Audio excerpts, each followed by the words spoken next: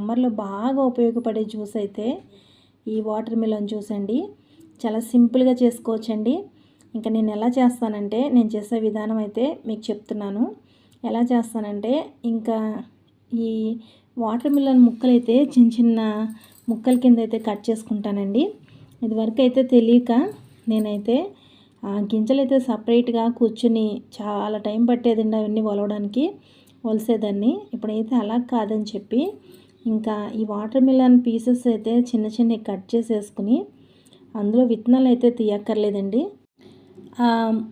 Cut చేసుకున్న pieces అయితే ఇంకా జ్యూస్ జార్లు అయితే వేసుకుని, అది చాలా తీపి ఉంటుంది కాబట్టి పుచ్చకాయ, అందులో కొంచెం పంచదార అయితే వేసుకుంటున్నానండి.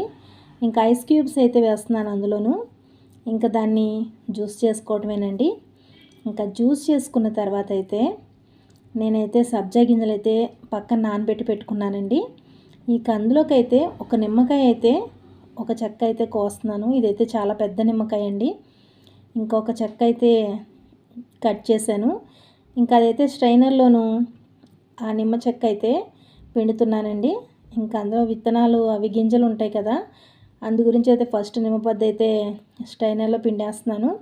ఇంకా తర్వాత అయితే ఇంకా వాటర్ మిలన్ జ్యూస్ చేశాను కదండి, అదైతే ఆ స్ట్రైనర్లో వడకెట్టేసుకోవాలండి.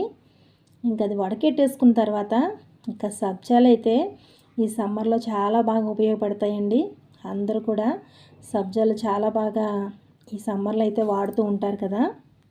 ఈ సమ్మర్లో సబ్జాలు అయితే చాలా మంచిదండి ఈ ఎండలకైతే.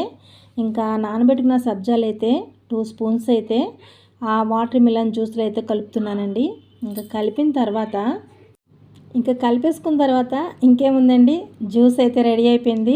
వాటర్ మిలన్ జ్యూస్ అయితే రెడీ అయిపోయిందండి. ఇదైతే చాలా హెల్దీ జ్యూసు, ఇంకా చాలా త్వరగా అయిపోయే జ్యూస్ అండి ఇది. ఇది ఆరోగ్యానికైతే ఈ సమ్మర్లో అయితే చాలా మంచిదండి. మీరు కూడా ఇంట్లో ట్రై చేయండి. మీరు కూడా ఇంట్లో చేస్తూ ఉండండి. బాయ్ అండి.